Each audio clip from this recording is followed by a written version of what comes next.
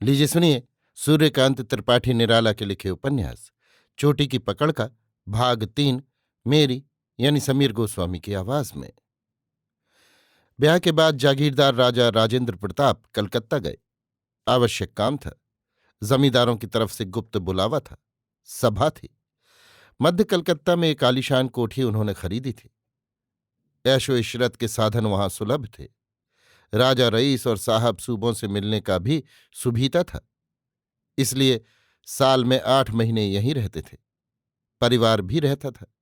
राजकुमार इस समय वहीं पढ़ते थे। ये अपनी बहन से बड़े थे, पर अभी ब्याह न हुआ था।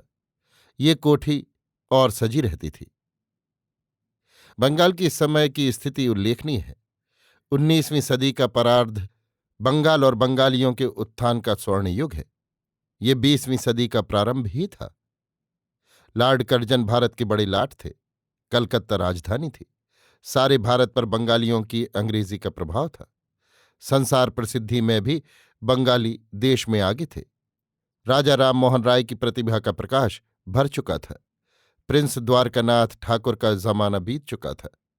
आचार्य केशव चंद्र सेन विश्व विश्रुत होकर दिवंगत हो चुके थे। श्री रामकृष्ण परमहंस और स्वामी विवेकानंद की अति मानवीय शक्ति की धाक सारे संसार पर जम चुकी थी।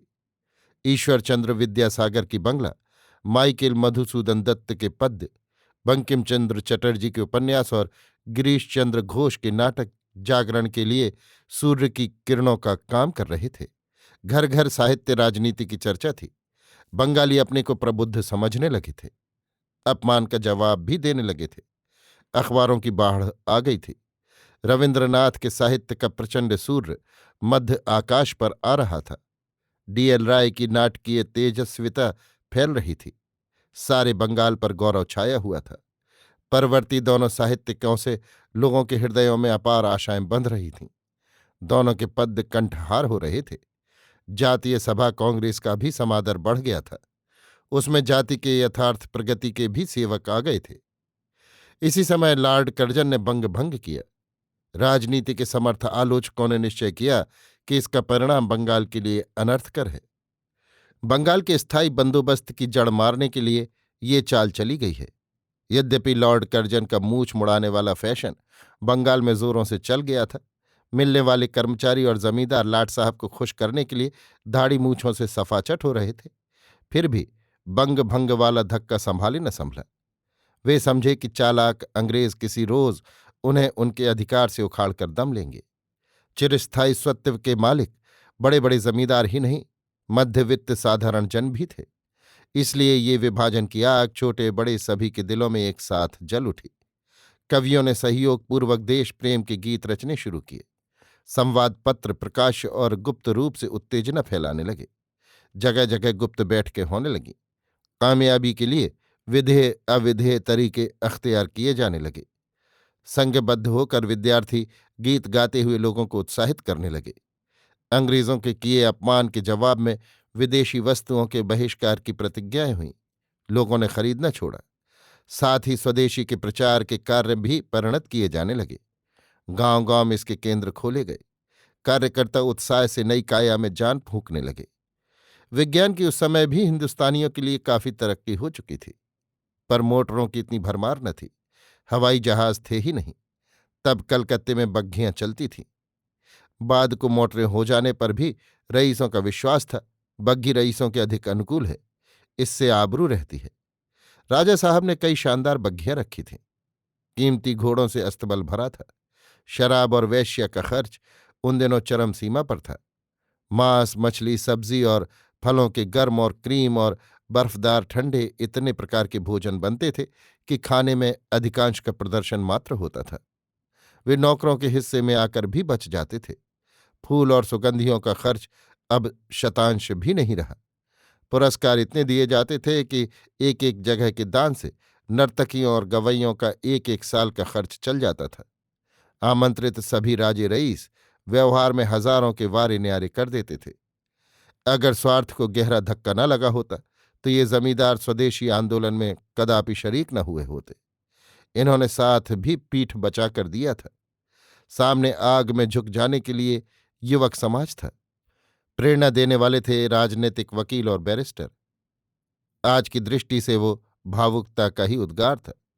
सन 57 के गदर से महात्मा गांधी के आखिरी राजनीतिक आंदोलन तक सत्व के स्वार्थ में धार्मिक भावना ने ही जनता का रुख फेरा है। इसको आधुनिक आलोचक उत्कृष्ट राजनीतिक महत्व न देगा।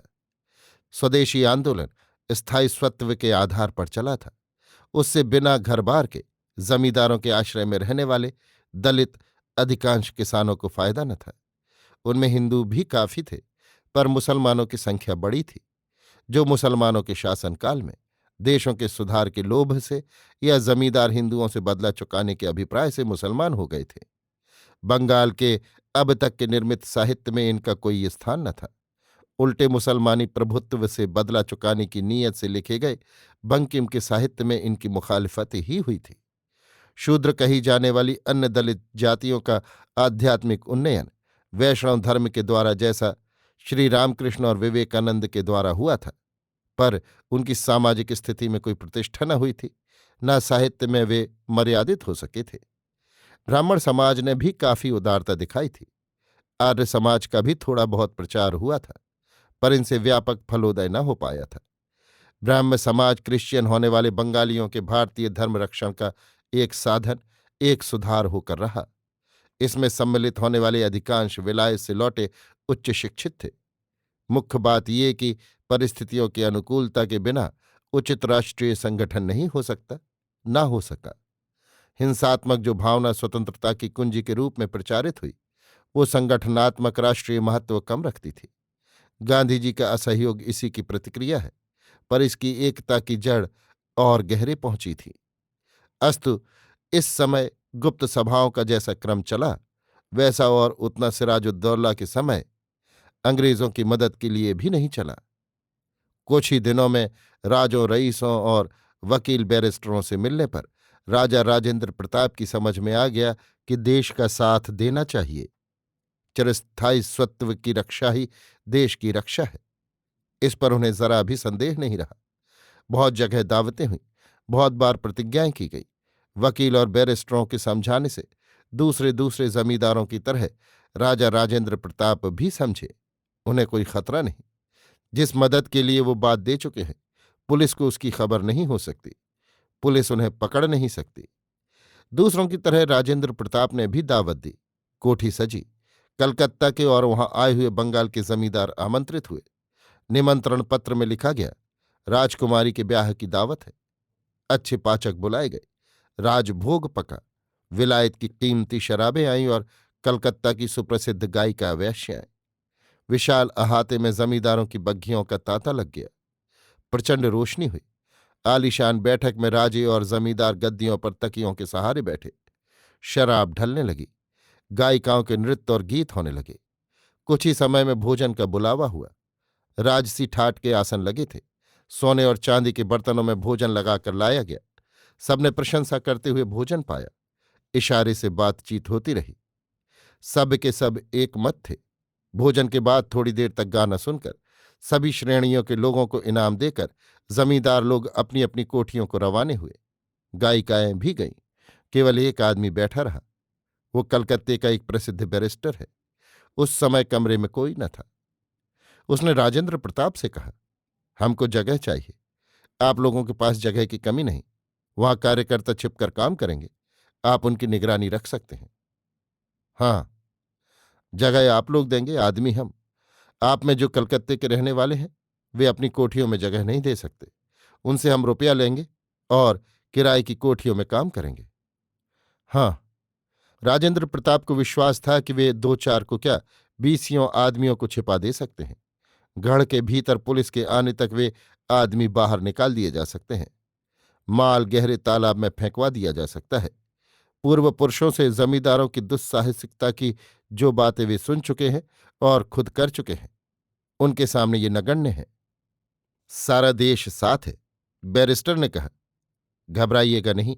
हमारे आदमी पकड़ जाएंगे तो अपने पर ही कुल जिम्मेवारी लेंगे, आपको पकड़ाएंगे नहीं। कोठी में भी पकड़े जाएंगे तो उनका यही कहना होगा कि वे एकांत देखकर अपनी इच्छा से गए थे। राजा राजेंद्र प्रताप को विश्वास का बल मिला। बैरिस्टर कहते गए, किसी तरह की अनहोनी होती दिखे तो आप उन्हें जल्द सूचित कर दें। राजा साहब ने सम्मति दी। बैरिस्टर ने कहा, जो आदमी वहां आपसे मिलेगा वो आज से चौथे दिन तारकनाथ का आदमी कहकर मिलेगा। उसका नाम प्रभाकर है। उसके साथ 3 आदमी और होंगे। सामान की व्यवस्था की हुई रहेगी। भीतर ले जाने ले आने और भोजन पान का इंतजाम आप करा दीजिएगा। साथ इस तरह की भेद न खुले। बहुत विश्वासी आदमी काम में रहें, जिनके जीवन की बागडोर आपके हाथ में हो। समझते हैं? हाँ हाँ, हमारा संबंध तो आपको मालूम है। राजा साहब मुस्कुराए। बैरिस्टर साहब ने कुछ देर तक ऐसी ही बातचीत की, फिर विदा हुए। अभी आप सुन रहे थे सूर्यकांत त्रिपाठी निराला के लिखे उपन्यास चोटी की पकड़ का भाग 3, मेरी यानी समीर गोस्वामी की आवाज में।